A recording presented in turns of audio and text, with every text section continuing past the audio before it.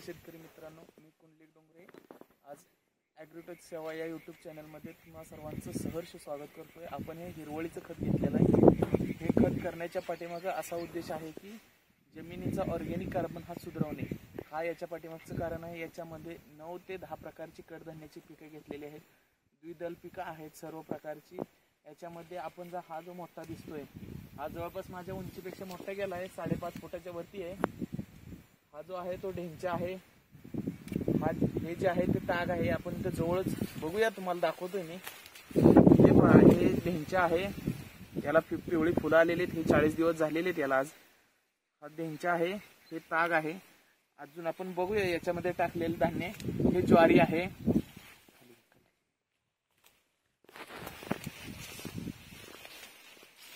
हे पाहू शकता आपण, याच्यात मटकी टाकलेली होती, मूग आहेत, ज्वारी आहे, हरभरा पण असेल कुठं तर याला कदाचित त्याच्यात टाकलेला आहे। हरभरा पण आहे,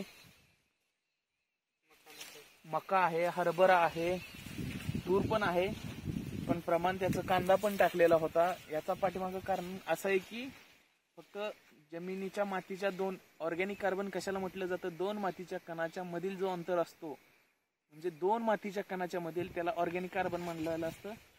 ते वाढवण्याचा फक्त एकच दृष्टिकोन आहे। ते आपण याच्यात गेल्या वर्षी 7 महिने शिमला मिरचीचं उत्पन्न घेतलेलं होतं।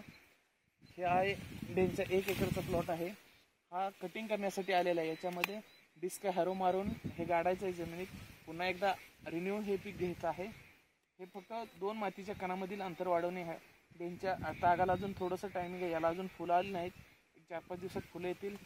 शेतकऱ्यांना जमिनीचा पोत सुधारवायचा असेल आणि 100% जर उत्पन्न आपलं वाढवायचं असेल तर सेंद्रिय कर्बावरती काम करा, अशीच हिरवळीची पिकं घ्या आणि आमच्या ॲग्रोटेक सेवा या यूट्यूब चॅनलला सबस्क्राईब करा।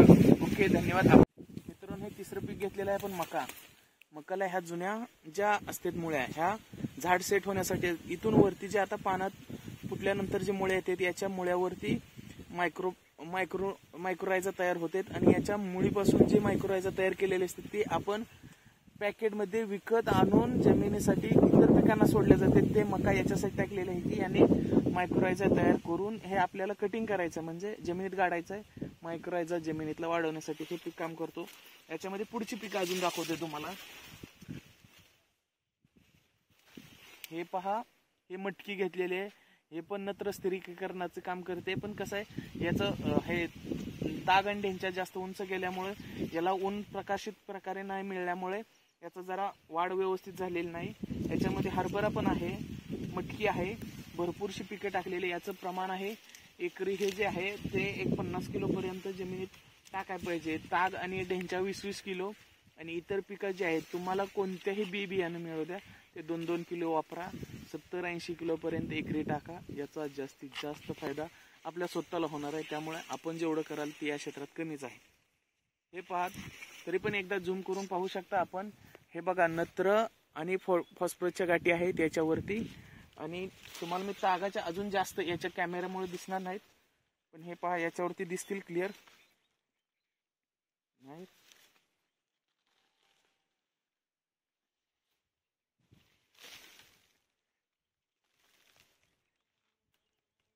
बघा, याच्यावरती फॉस्फरसच्या गाठी दिसायला लागलेत। फॉस्फरस आणि नत्र हे सेविंग करून जमिनीमध्ये साठा करून ठेवतं, पण ढेंचाचा वापर एवढा आहे की याच्यावरती बघा, नत्राच्या आणि फॉस्फरसच्या गाठी एवढं सेव्ह करून ठेवलेलं।